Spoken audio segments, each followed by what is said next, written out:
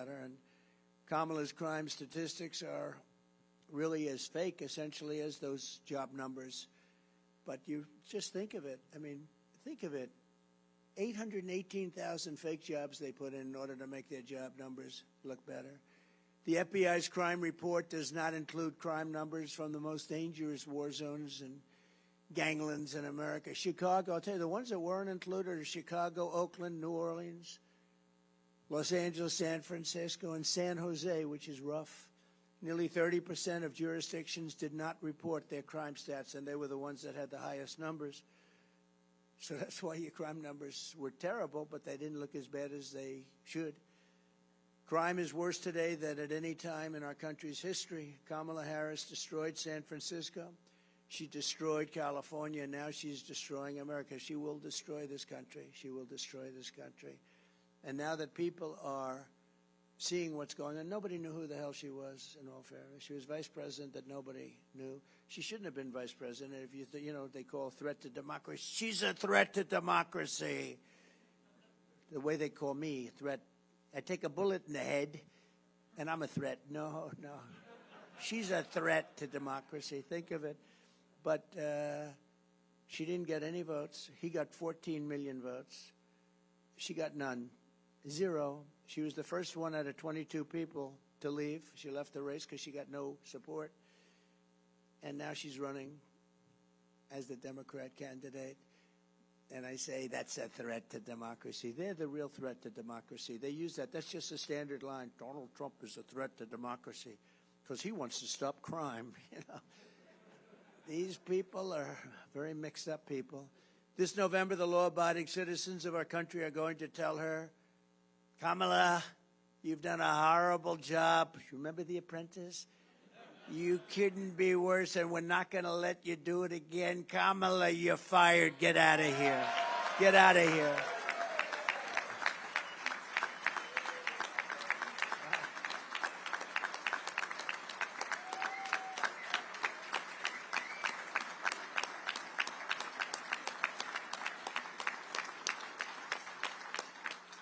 It is true, though. I mean, she got no votes, and now she's running, so she explained that one.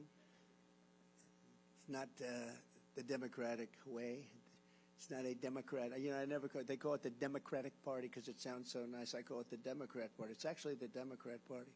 They ought to change the name. They're always arguing that. I always call it it's called Democrat Party. Democratic sounds so beautiful, the Democratic Party. It's even nicer in a speech. But they ought to change the name instead of complaining. And you know what she could do? All these things that she complains about right now, she should go and fix them. She shouldn't even go to the debate. She should go back to Washington, D.C. and fix all the things she's complaining about. There's no problem. As DA of San Francisco, Kamala was the original Marxist prosecutor. She was the original. She shielded illegal alien crack dealers from deportation at a level that nobody had ever seen before. She refused to seek the death penalty for an animal who killed a police officer. She didn't even call the officer's family. She refused. She didn't want to call his family. As California Attorney General, Kamala redefined sex trafficking, and child sex trafficking, and assault with a deadly weapon, and rape of an unconscious person as totally nonviolent crimes. Kamala then called herself a leader of the movement for no cash bail. She was very proud of that, no cash bail. That has done more to hurt our cities than almost anything I can think of, where these people are getting out of jail 1 hour later. They don't even see the jail, and they're violent criminals, and they're out of jail immediately. She called for abolishing ICE, and these ICE people are incredible patriots, and they have a tough job, and you work with them very closely, but they are incredible, and they're tough, and they love our country. And ending all jail sentences for parole violators. No more jail sentence. What's the purpose of even reporting if you don't go to jail for parole violations? Unless, again, you're involved in political activity, meaning you want to run a democratic country. You want to run a country that is based on fair and free voting. You're in serious trouble if you get caught trying to find out what are the real results of an election. It's an amazing thing. Do you ever see that? They go after the people that are looking at the crime, and they do terrible things to them. But the people that committed the voter fraud and everything, they can do whatever they want to do. It's so crazy. And I hope you, as the greatest people, just as great as there is anybody in their country, I hope you watch for voter fraud. So it starts early, you know. It starts in a week, but I hope you can watch, and you're all over the place. Watch for the voter fraud, because we win. Without voter fraud, we win so easily. Hopefully we're going to win anyway, but we want to keep it down. You can keep it down just by watching, because believe it or not, they're afraid of that badge. They're afraid of you people. They're afraid of that more than anything else. They're afraid. So I hope you can watch. During the 2020 riots, Kamala Harris urged her followers to donate to a fund to bail out violent rioters, arsonists, and looters out of jail. You remember in Minnesota, one of the criminals she helped bail out of jail went on to murder a man in St. Paul, shooting him 6 times in the head and torso. Most disqualifying of all, Kamala Harris endorsed defunding the police, and she endorsed it for so many years. No politician who endorsed Marxist defund the police lunacy should ever be the president of the United States, because that's your philosophy.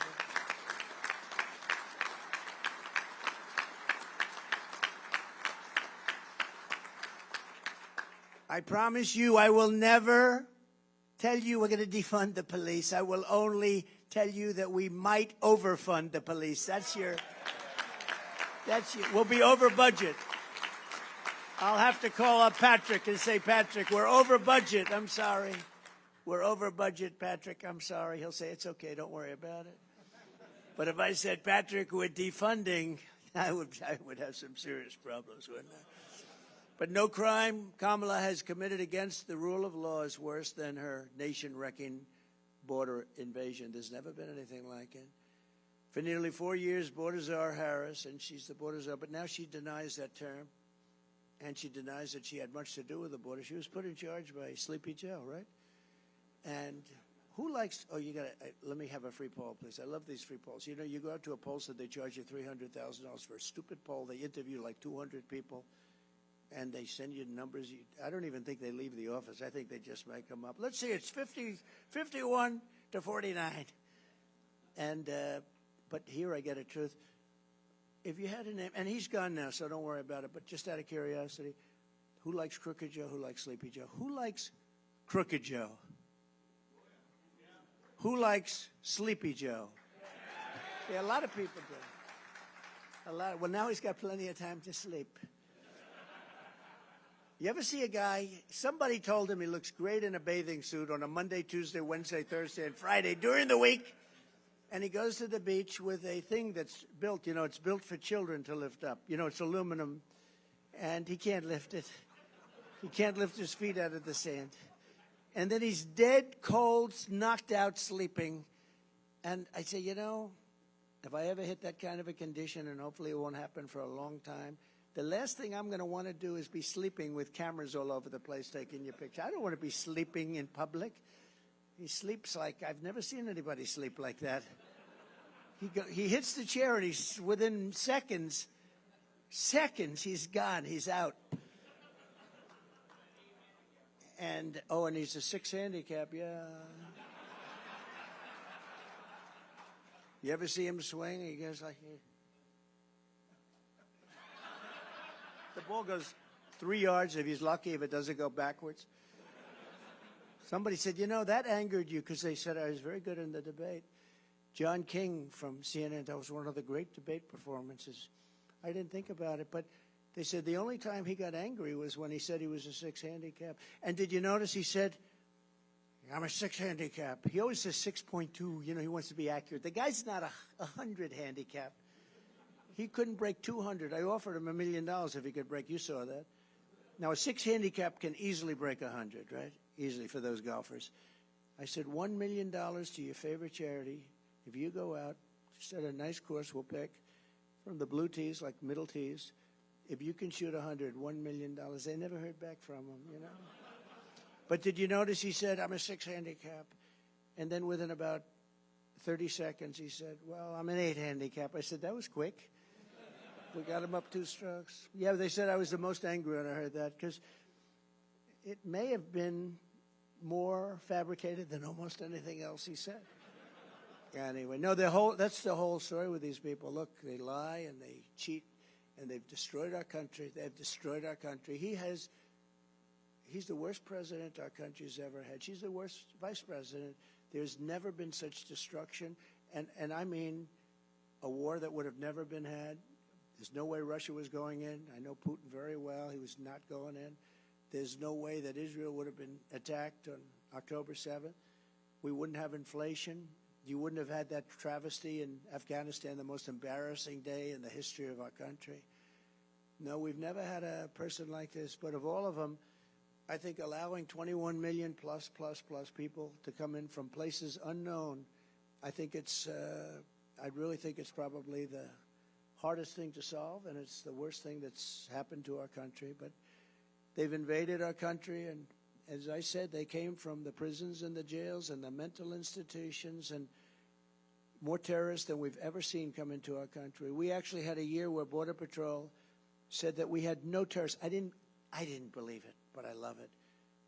2019, they said no terrorists have come into our country. None. I don't believe it. I don't believe it, but I use it anyway because it's what a stat. But they said, but we were very tough on that, and there were very few. I doubt there were. I'm sure there were some, but they said there was 0 terrorists in 2019. Check it out, Border Patrol, and now we have numbers coming in, the likes of which we've never seen, and the worst terrorists in the world. They're coming in from Yemen. They're coming in from all over the Middle East, and they're coming in from places that even you don't want to know about. An estimated 75% of arrests in Midtown Manhattan and over 60% of arrests in Queens are now illegal aliens. Can you imagine that? So much more than half are illegal aliens. And all they do is talk about how people that come into our country illegally don't commit the same crimes as our people. They're so wrong. And they're more violent. They're more violent. Our country is being ravaged by migrant crime like nobody can believe. In June, 12-year-old, and I got to know the parents, Jocelyn Nungary in Texas was tied up, assaulted, and strangled to death by migrant criminals from Venezuela that Baltazar Harris released into our country. In February, an illegal alien shot 3 D.C. police officers right through a door. In June, an illegal alien shot 2 NYPD officers, 1 in the chest, 1 in the leg. Many have died. Many have died. You could go over these stats all day long. Death. In July, another illegal alien reportedly shot a San Antonio police officer with a rifle and shot him in a bad place. Only days ago, a migrant from Haiti who Kamala flew into our country very specially was arrested in Massachusetts for molesting a 10-year-old boy. Last month, another Haitian migrant was arrested in the same state for raping a 15-year-old girl. They're raping and they're killing people at levels that we've never seen. And you've seen what's going on in Colorado, and you see what's gone on in Chicago. As we speak, heavily armed Venezuelan gangs have taken over entire apartment buildings and apartment complexes in Aurora, Colorado, terrorizing the residents. They're taking over. In the old days, you had to pay to buy that building. They just take it over. Oh, the people are living in such fear. They've left. Under Baltazar Harris, we are being conquered. We're being actually conquered, if you think of it from within. But as soon as I'm back in the White House, the conquest will end and the great liberation of America will begin, and you're going to be the ones leading the pack.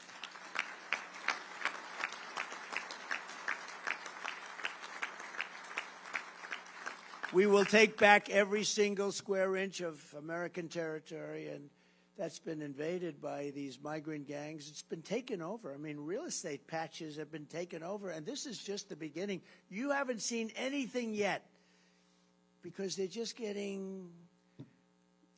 sort of assimilating.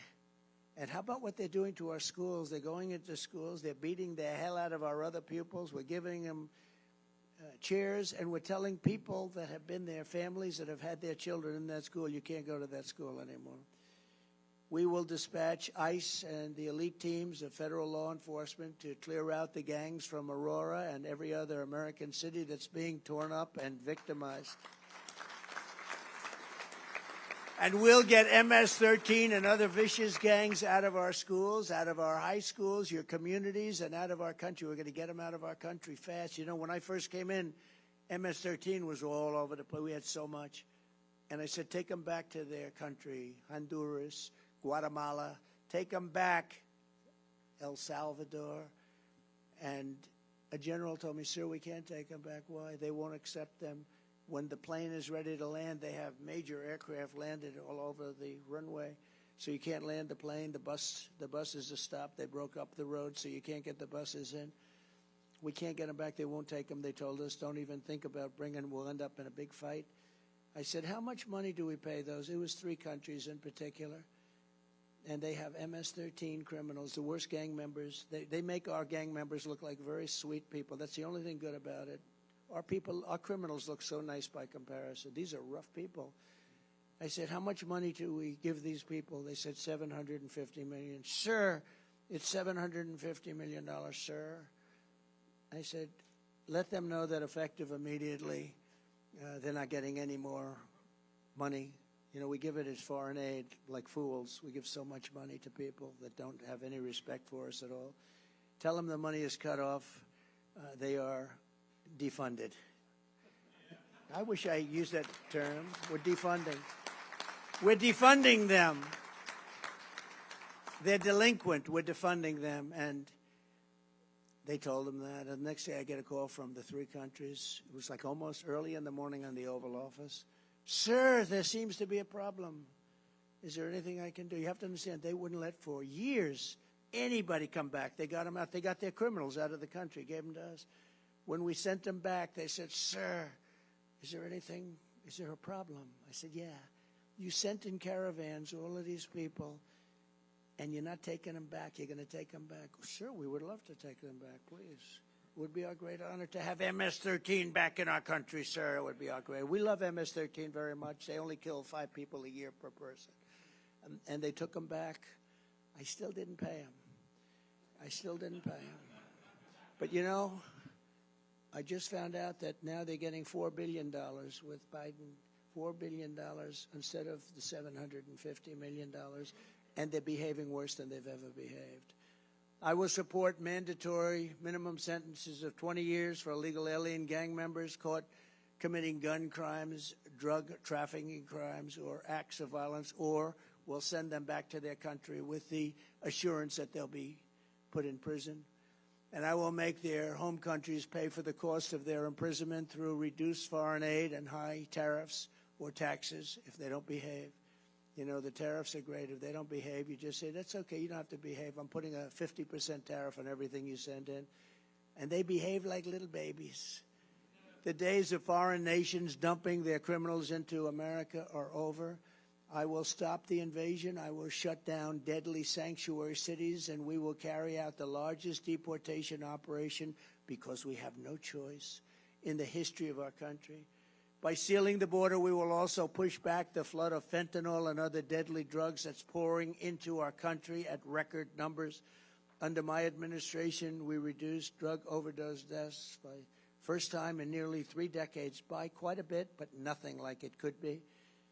Because the only thing that's going to stop drug dealers from doing their job is a thing called the death penalty. And I don't know if people are ready for the death penalty. You know, a drug dealer kills during his or her life an average of 500 people. So when you say the death penalty and it ends, I was in China with President Xi before COVID. I got along with him very well. After COVID, I didn't really deal with him. I wasn't so thrilled with him, but I got along with him, had a good relationship. I said, you have 1.4 billion people. Do you have a drug problem? No, we have no drug problem. And what do you attribute that to? Death penalty. Death penalty for drug dealers. They have no problem with 1.5. They have no problem. The only problem they have is they send the drugs to us. Under Kamala, drug overdose deaths are up 18%, but we're going to stop the scourge. I will sign an executive order on my first day, making it the official policy of the U.S. government to completely eliminate the presence of drug cartels and foreign gangs in the United States. We're going to eliminate them. And as I did 4 years ago, we will deploy the U.S. Navy to impose a full blockade on cartel activity, because what they do is you block up the land, all of a sudden.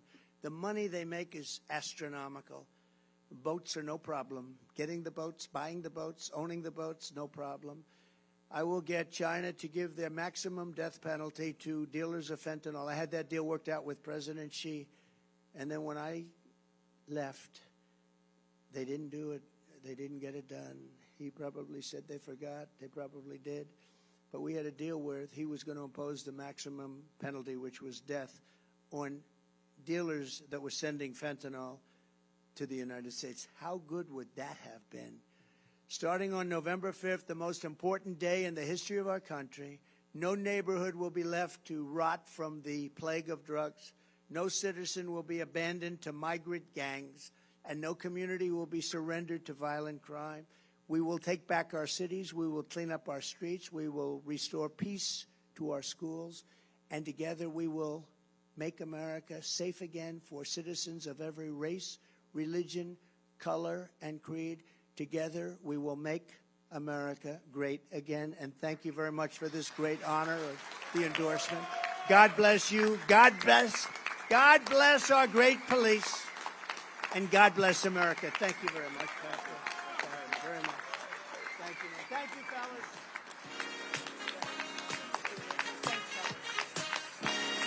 Thank you very much, everybody.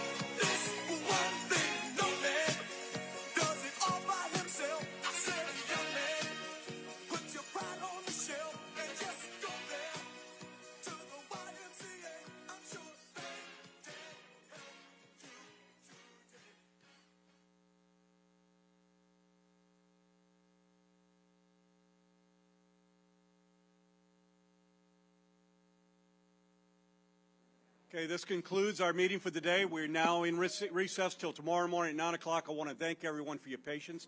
I realize the time was a little different. I know it was a long day, but it's a great day. So thank you very much.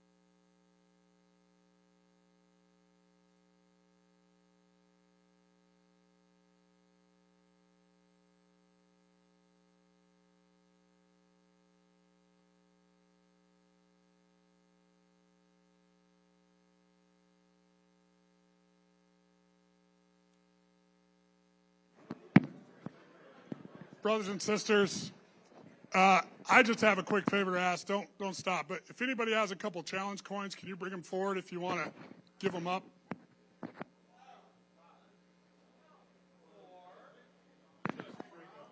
For my collection. No, I have a plan for them if you bring them up.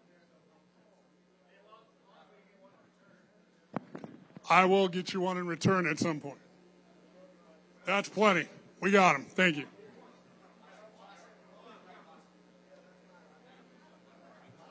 I'm going to go hook this guy up.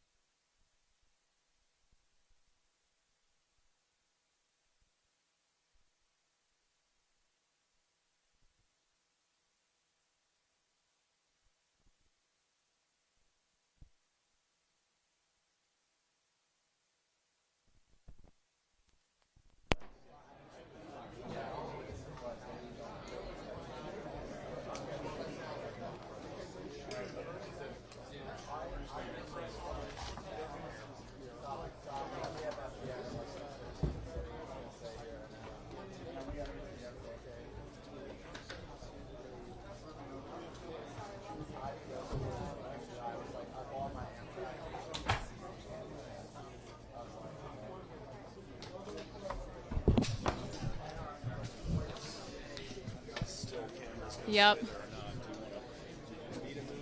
Nope, I think that's our plan. We're going to go live here at 6 and record our look live for 7.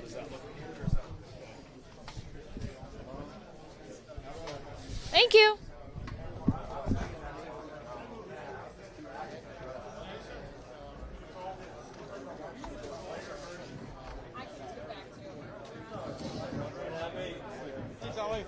I'm about to leave if you want to.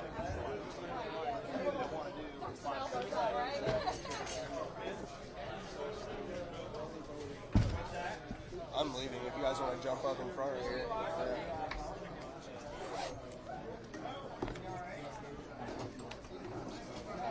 Anyone that doesn't have a 6 o'clock. Yeah. Feel free to use this thing.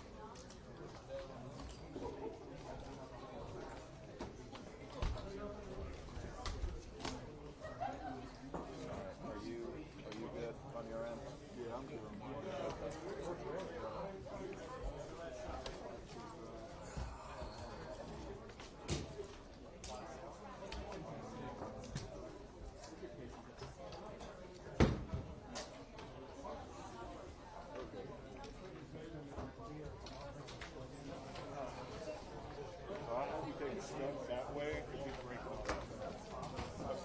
You need me to, are you doing the shot? Not for another 10 minutes. Oh, sorry, I'll be out of here. You're good. Yeah. Everybody's taking a step back. A lot back. Yeah, probably. If I stand there, is that going to jam you up? No. That's your stuff right there? Yeah. Okay. I'm going to actually pack this up. Okay, fine.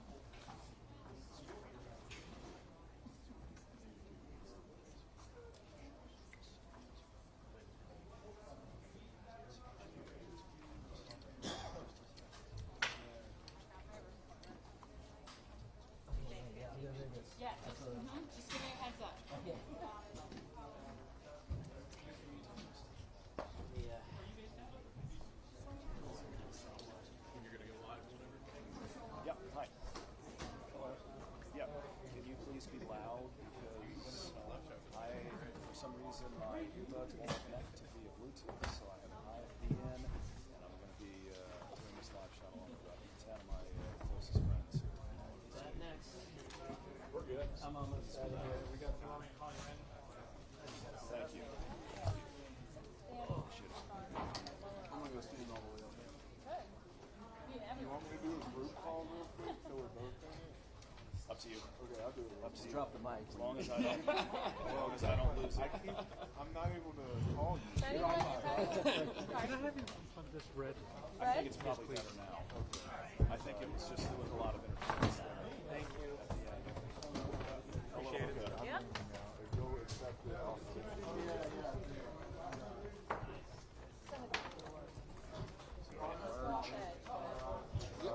Yeah. What happens? Okay. Here. Mic check 1, 2, 3, 4, 5, 6, 7, 8. Okay.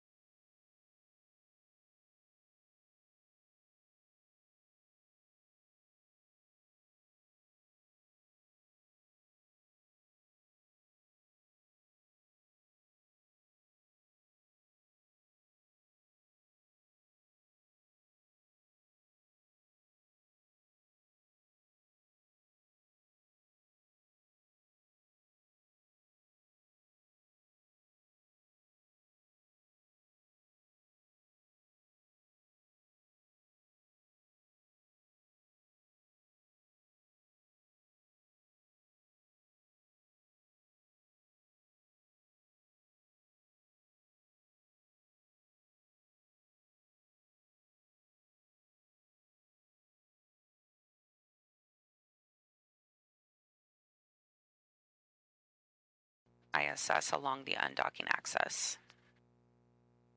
And we just heard good confirmation of both burns 7 and 8 completed.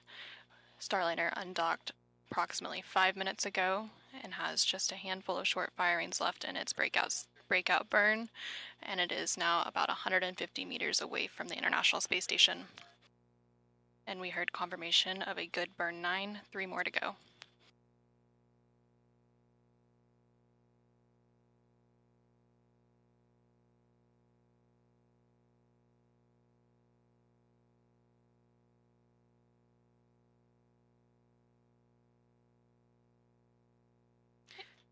Burn 10, good burn.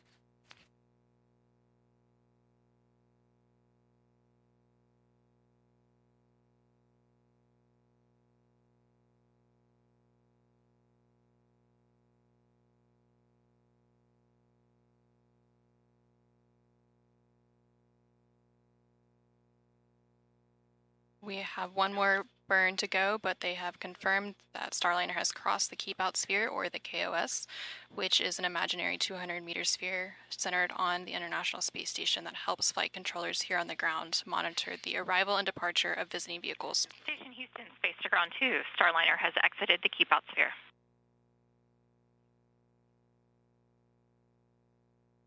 Copy, she's exited the Keep Out Sphere.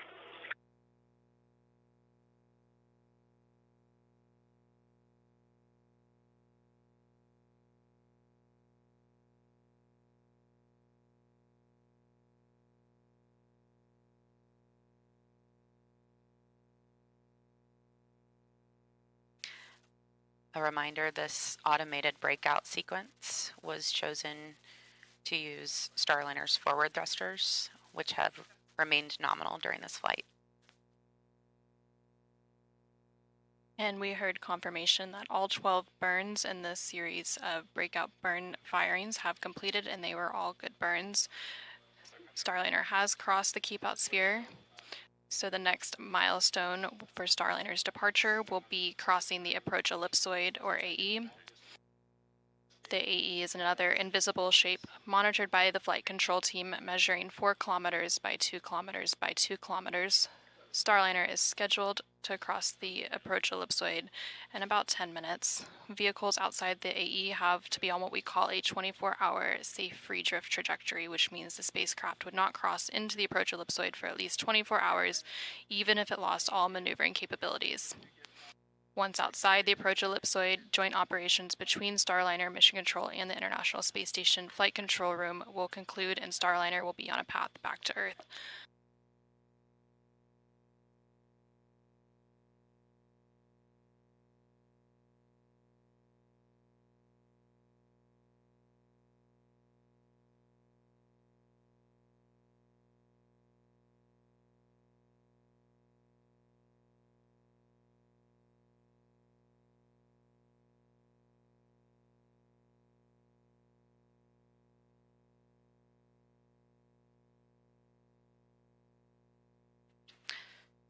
We're now taking a look from the VESTA system, which stands for Vision-Based Electro-Optical Sensor Tracking Assembly. It's a bit of a mouthful, so we like to call it VESTA. And this is a look from Starliner back at the International Space Station. The system is really the eyes of Starliner. It's able to pick up on features on the outside of station, like handrails and reflectors. You can see some of that on your screen there in the outlines. And it's the way to assess Starliner's position and attitude. It also gives the ground teams a very accurate look at Starliner's location relative to the station. So earlier we were taking a look from the station back at Starliner. Now we're looking from Starliner back at station.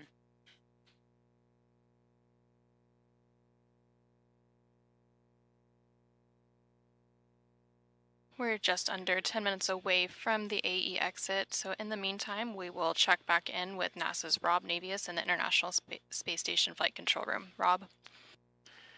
Thank you, guys. Flight Dynamics has reported that Starliner is on a perfect trajectory backing away from the International Space Station and opening a rate of about 13.5 statute miles per rev. At the time of the deorbit burn, at 10:17 and 13 seconds p.m. Central Time later this evening.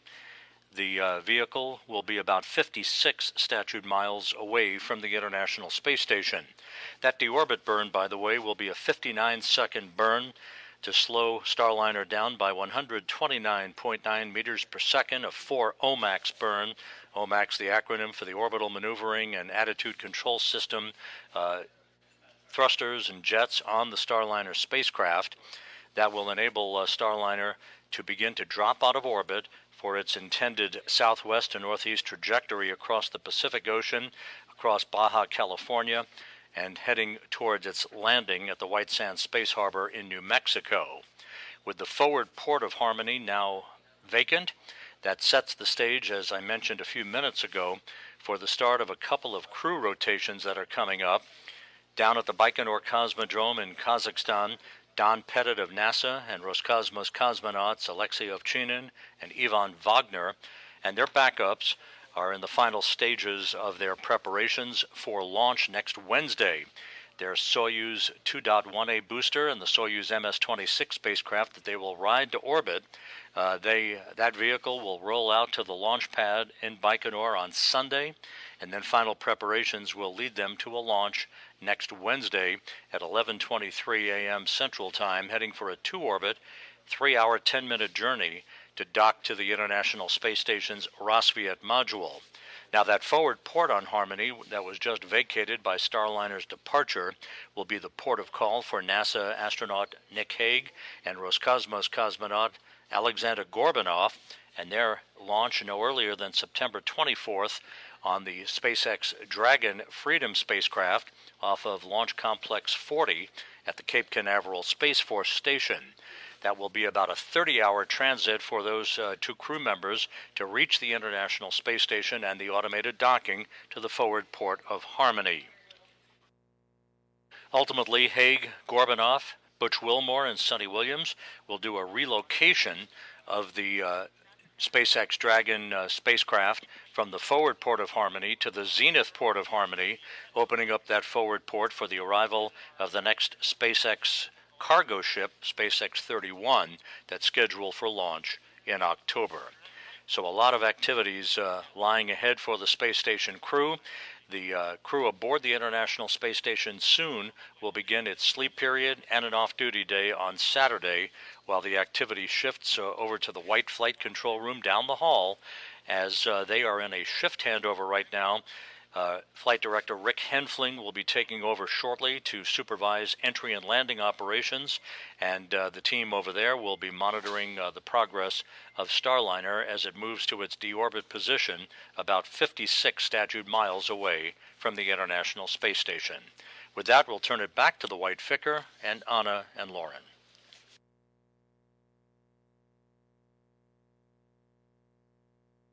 Thank you, Rob. Starliner is now about 750 meters away from the International Space Station as it continues to make its way to the approach ellipsoid exit. Again, that approach ellipsoid exit is targeted for 5:25 and 30 seconds p.m. Central Time, 6:25 and 30 seconds p.m. Eastern Time, and everything continues to proceed as planned with Starliner's departure and return back to Earth. And you're looking live at Starliner in free drift. Engineers are telling us that the breakout burns all went well. Thrusters are all looking good. Everything is nominal as we continue up and around space station and head back to Earth. Again, Starliner undocked just a short while ago from the International Space Station at 5:04 p.m. Central, 6:04 p.m. Eastern, as the space station and Starliner were flying approximately 260 statute miles over central China. And shortly after that physical separation, Starliner's thrusters completed 2 short firings to gradually increase the separation speed and help the spacecraft carefully move away from the orbiting laboratory as part of the separation burns. And then Starliner began the breakout burn, which was a series of 12 short firings, which allowed the spacecraft to quickly move outside the keep-out sphere, and it is now approaching the approach ellipsoid exit. And once Starliner is outside of the approach ellipsoid, the joint operations between teams here in the Starliner Mission Control and the International Space Station Flight Control Room across the hall will end, and Starliner will be back on its path to Earth.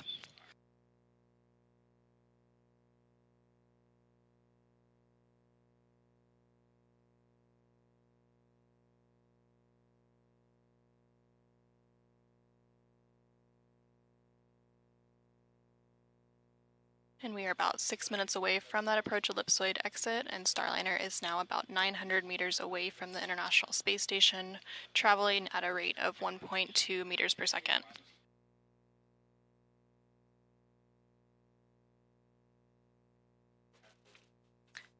That dot in the center of your screen is Starliner, looking from space station.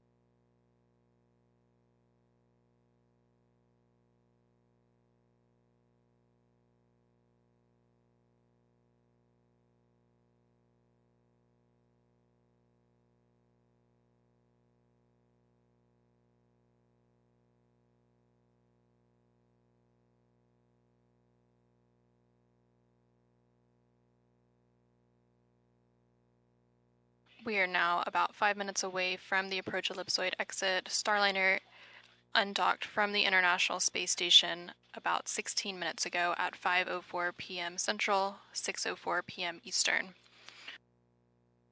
Starliner is now just over 1,000 meters away from the International Space Station.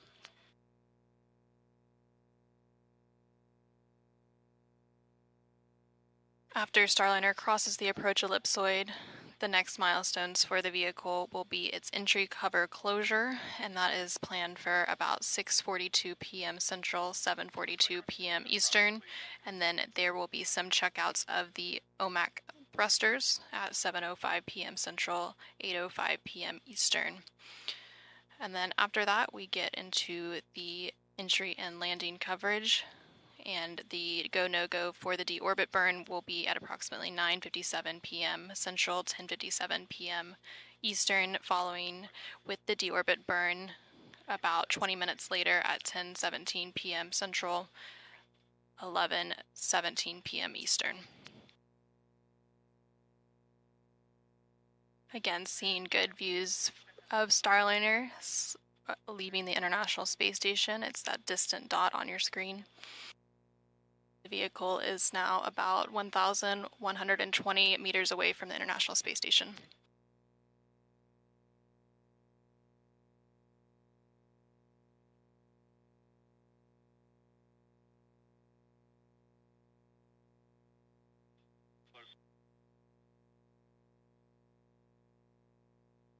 And we just heard confirmation that Starliner is out of the approach ellipsoid. The approach ellipsoid is an imaginary three-dimensional ellipsoid around the space station, and vehicles outside of the approach ellipsoid have to be on what we call a 24-hour safe free drift trajectory, which means the spacecraft would not cross into the approach ellipsoid for at least 24 hours, even if it lost all maneuvering capabilities.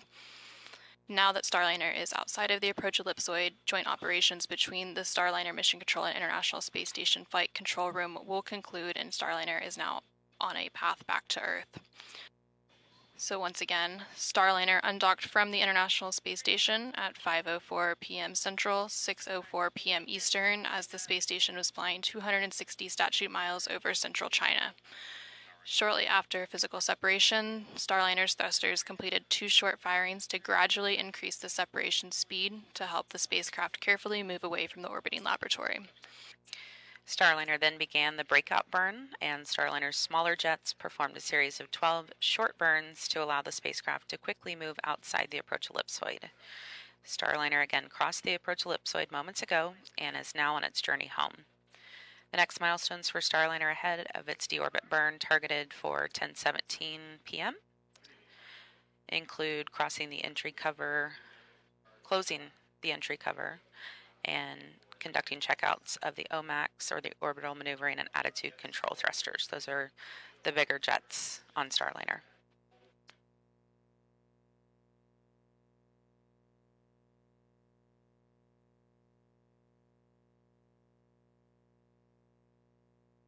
For now, let's check in one final time with NASA's Rob Navius following Starliner's exit from the approach ellipsoid.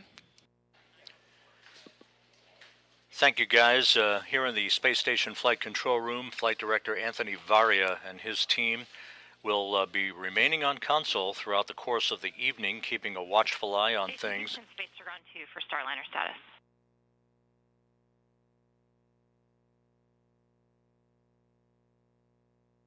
Go ahead. Calypso has exited the approach ellipsoid. Sunny, we are ready for RWS teardown when you are.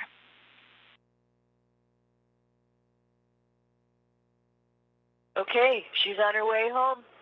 Congratulations to the undock team, and we'll be tearing down the RWS.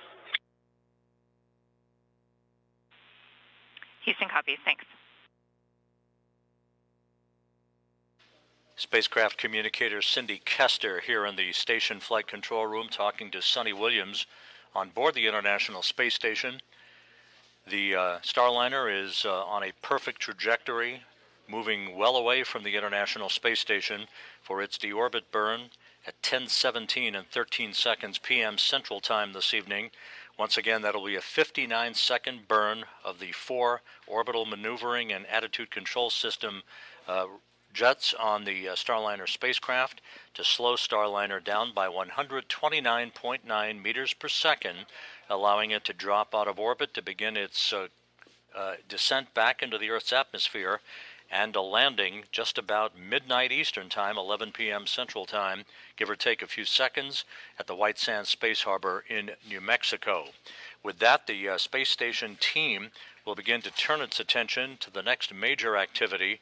That will be the launch out of the Baikonur Cosmodrome in Kazakhstan on Wednesday of NASA's Don Pettit and Roscosmos cosmonauts Alexei Ovchinin and Ivan Wagner on the Soyuz MS-26 spacecraft that will increase the station's population from 9 to 12, and the beginning of a busy several weeks of crew rotations on the International Space Station, leading to the start of Expedition 72. So with that, we're going to call it a day here in the Space Station Flight Control Room. Turn it back to you guys in the white Flight Control Room down the hall. All right, thank you very much, Rob. Starliner is now on its way back home to Earth and has about a 6-hour journey ahead of landing. We are targeting again around 11 o'clock Central, midnight Eastern for that landing at White Sands Space Harbor in New Mexico. We will resume live coverage of Starliner's deorbit entry and landing beginning at 9:50 p.m. Central, 10:50 p.m. Eastern. Until then, thank you for joining us for Starliner's undocking and departure from the International Space Station. This is Mission Control Houston.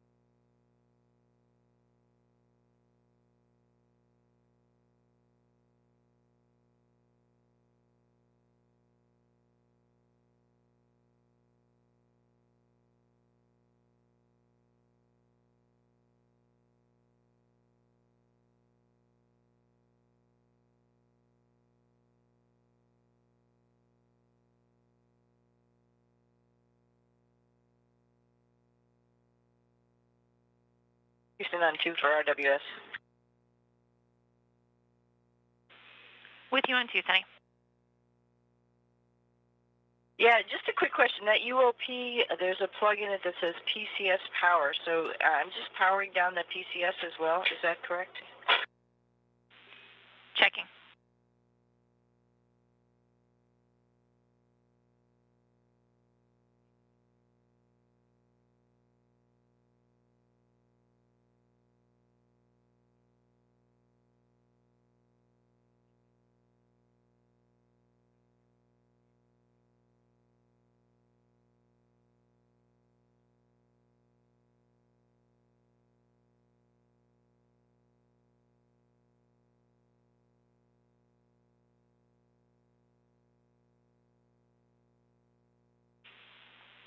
Sunny, back with you on Space to Ground 2. We only need you to perform step 2 in that procedure, and the PCS should stay powered on.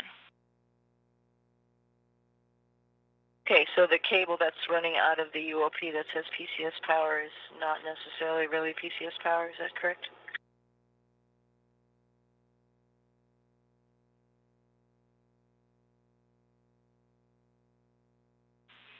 Sunny, we're checking. Okay, it has the label over it, CB into and 120 volt DC data. So that's the one that I think it's going to the PCS, but if I just turn the UOP off, I want to make sure that I'm not going to hurt that PCS. Copy all, Sunny. We're double checking.